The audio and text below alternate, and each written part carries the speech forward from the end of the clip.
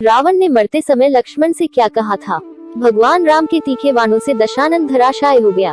भगवान जानते थे कि एक महाज्ञानी, पंडित और राजनीतिज्ञ आज संसार से जा रहा है। उन्होंने लक्ष्मण से कहा कि रावण अपनी अंतिम सांसें गिन रहा है, तुम जाओ उससे कुछ ज्ञान की बात सीख कर आओ। लक्ष्मण ने रावण से ज्ञान जानने के लिए निवेदन किया। रावण ने कहा, राम तो त्रिलोक के स्वामी हैं, सर्वज्ञ हैं, वे क्या नहीं जानते हैं? फिर भी यदि इस दास से कुछ सुनना चाहते हैं तो पहले मुझे मेरे अंत समय में दर्शन देने की कृपा करें, तब मैं कुछ सुनाऊंगा। श्री राम रावण के सम्मुख गए। तब रावण ने कहा, प्रभु ये मेरा अंतिम समय है, रक्त के प्रवाह के कारण ज्यादा कुछ कहना पाना कठिन है, फिर भी कुछ सुनाता हूँ। रावण ने आगे कहा, हे राम, मनुष्य को यदि कोई शुभ कार्य करने की इच्छा हो जाए तो उसे शीघ्र ही कर लेना चाहिए, और यदि कोई अशुभ कर्म करने की इच्छा हो तो उसे टालते टालते टाल ही देना चाहिए। मैं कोई पढ़ी सुनी बात नहीं कह रहा हूँ, अपने जीवन के अनुभव से जो मैंने सीखा है वही कह रहा हूँ। एक बार मैं नरक की तरफ से गुजर रहा था।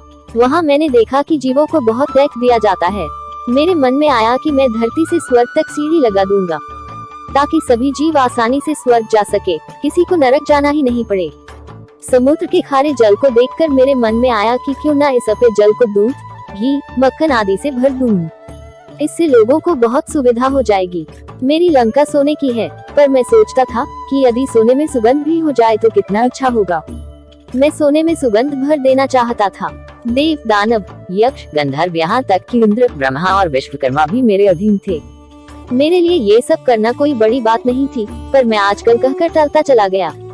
सोचा करता था कि इन कार्यों को कभी और कर लूंगा। ये मुझसे सबसे बड़ी गलती हुई। अब हमारे पास इन्हें पूर्ण करने का समय ही नहीं बचा है। दूसरी तरफ एक बार मैं आकाश के रास्ते से गुजर रहा था तो मैंने जंगल में एक सुंदर स्त्री को देखा। उसे देखकर मेरे मन में गलत विचार उत्पन्न हुआ कि इस सुंदरी को भी अपनी पत्नी बनाऊंगा। हे राम, मैं जानता था कि पराई स्त्री पर बुरी नजर डालना कितना बड़ा पाप है, लेकिन मैं अपने आप को रोक ना सका और मैंने आपकी अर्धांगिनी का अपहरण कर लिया। यदि मैं अपने उस कुविचार को उस दिन रोक पाता तो आज यह बुरा दिन देखना नहीं पड़ता। इसलिए मैंने कहा कि शुभ कार्य को शीघ्र कर लेना चाहिए और अशुभ कार्य को सदा के लिए टाल देना चाहिए, तभी जीवन में कल्याण संभव है। अपने शत्रु को कभी अपने से छोटा नहीं समझना चाहिए। पर मैं यह भी भूल कर गया। मैंने न केवल हनुमान को छोटा समझा बल्कि मनुष्य को भी छोटा समझा। मैंने जब ब्रह्मा जी से अमर होने का वरदान मांगा था तब मनुष्य और वानर के अतिरिक्त कोई मेरा वध न कर सके ऐसा कहा था, क्योंकि मैं मनुष्य और वानर को तुच्छ समझता था। ये मेरी गलती थी। रावण ने अंतिम बात ये बताई कि अपने जीवन का कोई राज हो तो उसे किसी को भी नहीं बताना चाहिए। यहाँ भी मुझसे गलती हुई। मैंने अपनी मृत्यु का राज अपने भाई विभीषण को बताया, जो आज मेरी मौत का कारण बन गया। ये मेरे जीवन की सबसे बड़ी गलती थी। इतना कहकर रावण का गला थम गया और उसके प्राण न्योछावर हो गए। प्रभु श्री राम और लक्ष्मण की मृत्यु कैसे हुई? जब प्रभु श्री राम ने पृथ्वी पर अपने सभी दायित्वों का निर्वहन कर लिया और अपने लिए निश्चित किया समय पूर्ण कर लिया, तब ब्रह्मदेव की आज्ञा से यमराज प्रभु श्री राम से मिलने साधु के वेश में अयोध्या आते हैं। वहाँ वे प्रभु श्री राम से कहते हैं कि मुझे आपसे एकांत में बातचीत करनी है, परंतु उससे पहले आपको प्रतिज्ञा लेनी होगी कि यदि कोई भी व्यक्ति हमारी बातें सुनता है अथवा हमें बात करते हुए देख लेता है तो उस व्यक्ति को आप मृत्युदंड देंगे। भगवान श्री राम इस बात पर सहमत हो जाते हैं तथा लक्ष्मण जी को द्वार पर पहरा देने को कहते हैं। एकांत में यमराज अपने वास्तविक रूप में आते हैं और प्रभु को ब्रह्मा जी का संदेश देते हैं। इसी बीच राजमहल के द्वार पर महर्षि दुर्वासा पधारते हैं तथा लक्ष्मण जी से कहते हैं कि उन्हें श्री राम से इसी समय मिलना है। लक्ष्मण जी आदर पूर्वक मना करते हुए उनसे प्रतीक्षा करने को कहते हैं, जिससे ऋषि दुर्वासा क्रोध हो जाते हैं और लक्ष्मण के साथ साथ पूरी अयोध्या को श्राप देकर भस्म करने की बात करते हैं। लक्ष्मण जी मन में विचार करते हैं कि पूरी अयोध्या का नाश होने से अच्छा है कि मैं अकेले ही मृत्युदंड को स्वीकार कर लेता हूँ। यह निश्चय करके लक्ष्मण जी श्री राम जी के मंत्रणा भवन में चले जाते हैं और वहाँ पर यमराज को वास्तविक रूप में देख लेते हैं। यमराज प्रभु श्री राम को उनकी प्रतिज्ञा याद दिलाकर अंतर्धान हो जाते हैं।